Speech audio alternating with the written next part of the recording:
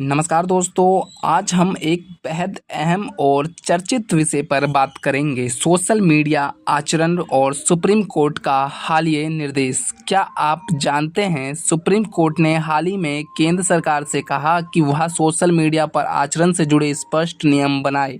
यह फैसला क्यों आया, इसके पीछे क्या कारण है, इन सभी चीज़ों की हम चर्चा करते हैं। तो हाल ही में सुप्रीम कोर्ट ने कहा कि सोशल मीडिया पर अभिव्यक्ति की स्वतंत्रता जरूरी है, लेकिन यह किसी की गरिमा को ठेस नहीं पहुंचाना चाहिए। मामला एक कॉमेडियन से जुड़ा था जिसने दिव्यांगजनों पर मजाक उड़ाया था।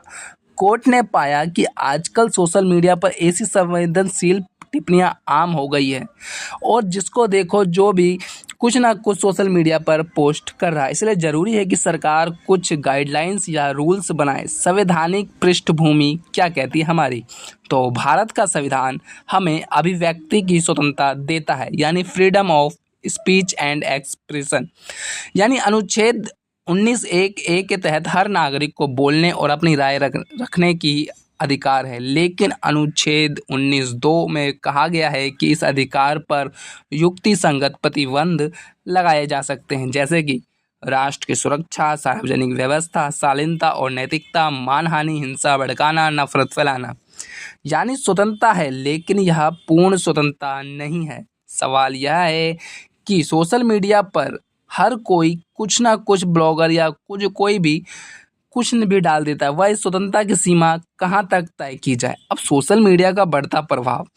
आज भारत में लगभग 82 करोड़ इंटरनेट उपयोगकर्ता हैं। इनमें से 45 करोड़ से ज़्यादा लोग सक्रिय सोशल मीडिया पर हैं, जो कि Twitter, x, Facebook, Instagram, YouTube, ये सब जनमत निर्माण के बड़े साधन बन चुके हैं। लेकिन इसके साथ ही जो है वो बड़ा है trolling, cyber bullying, fake news, hate speech, character assassination जैसी समस्याएं काफ़ी ज़्यादा बड़ी है। कई बार राजनीतिक नेताओं, अभिनेताओं या खिलाड़ियों पर अपमानजनक कमेंट्स वायरल हो जाते हैं। कोर्ट का मानना है अगर समाज की गरिमा चोट पहुंचती है तो यह लोकतंत्र को कमजोर करता है। अब समझते हैं सुप्रीम कोर्ट का दृष्टिकोण। तो स्वतंत्रता जरूरी है, लेकिन जिम्मेदारी भी उतनी जरूरी है।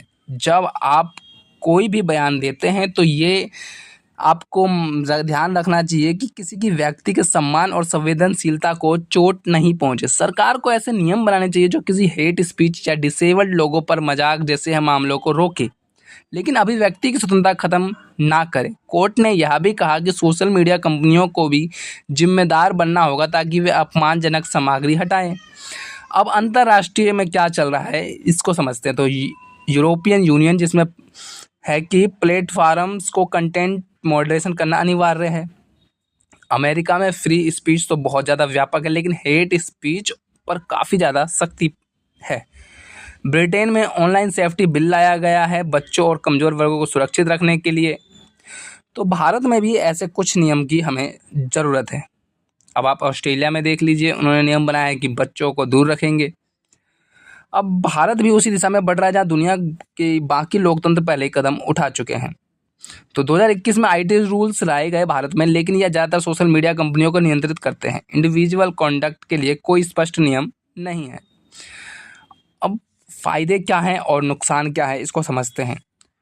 तो अगर कोई ऐसा नियम आता है जिससे कि इन स्पीच पे रोक लगेगी, तो इसमें फ़ायदा ये होगा कि जो अल्पसंख्यक समूह हैं, महिलाएं हैं, दिव्यांगजन हैं, इनका सम्मान सुरक्षित होगा। हेट स्पीच और फेक न्यूज़ पर जो है वो रोक लगेगी। समाज की गरिमा और सभ्यता का माहौल बनेगा।